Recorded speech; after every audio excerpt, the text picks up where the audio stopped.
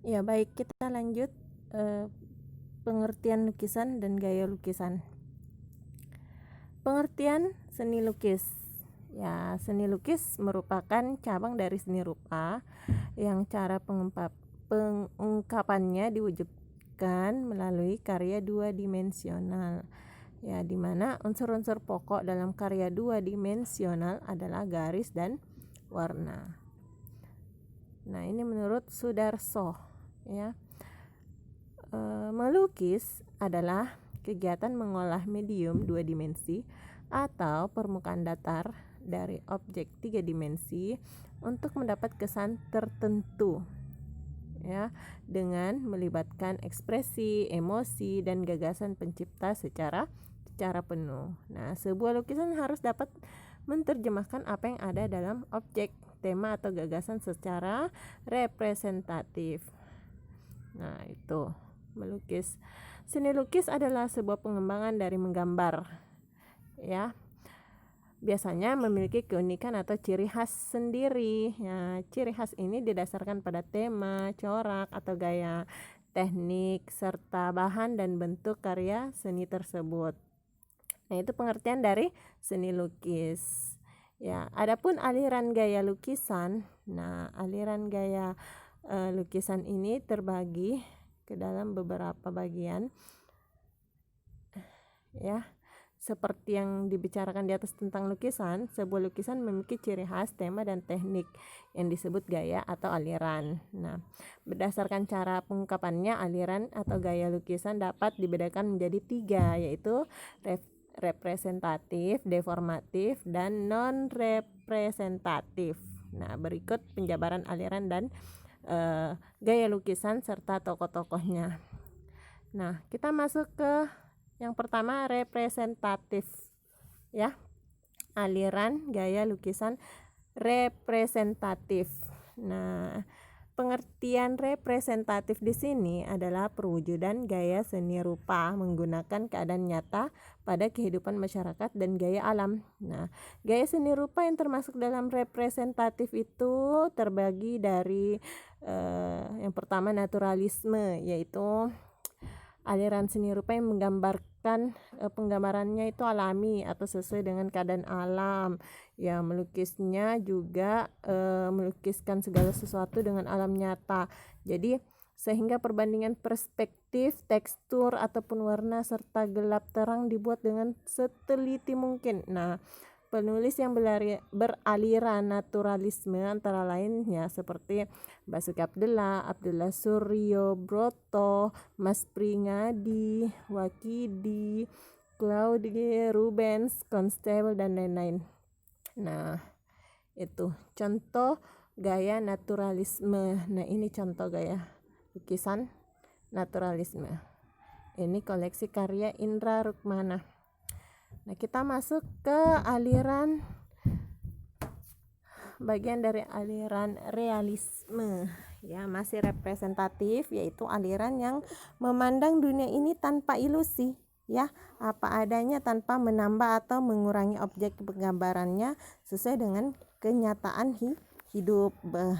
Perupa yang beraliran realisme, ya, antara lain Trubus, Wardoyo, Tarmizi, dan Dullah. Nah, ini contoh dari lukisan realisme.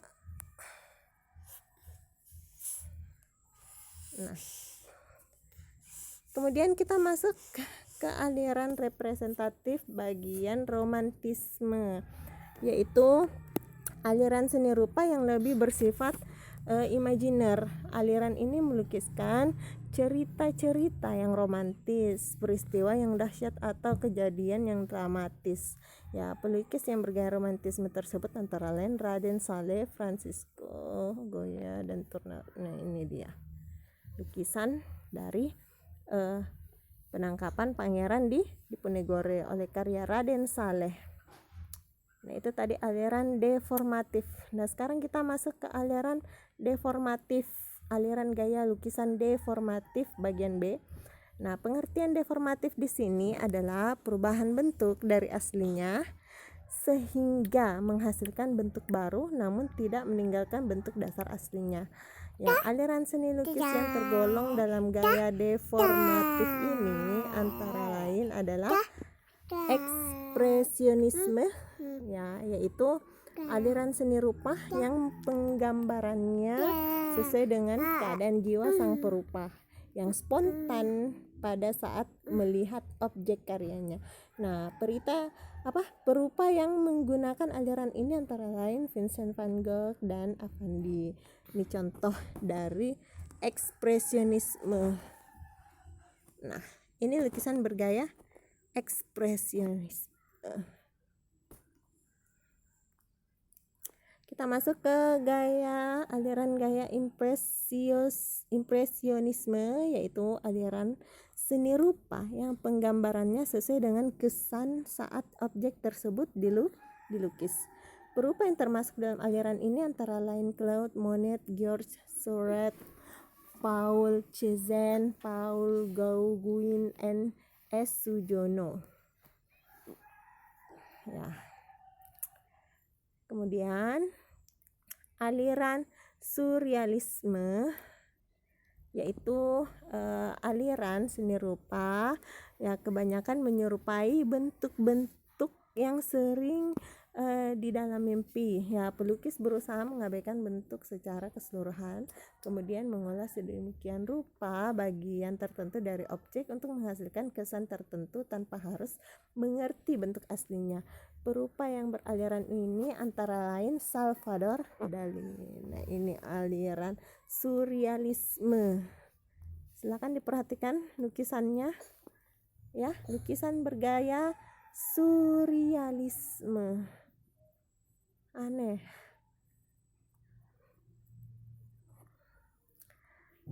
Nah, ada juga aliran kubisme. Ya, itu aliran seni rupa yang penggambarannya berupa bidang segi empat atau bentuk dasarnya kubus. Nah, pelukis yang beraliran ini antara lain Pablo Picasso, Mukhtar Srihadi, Fajar Siddiq, dan Mohtar Apin. Nah, ini bentuk aliran kubisme. Nah, namanya disebut kubisme karena memang bentuknya seperti kubus, kotak. Makanya disebut aliran kubisme. Lihat nih, kotak-kotak.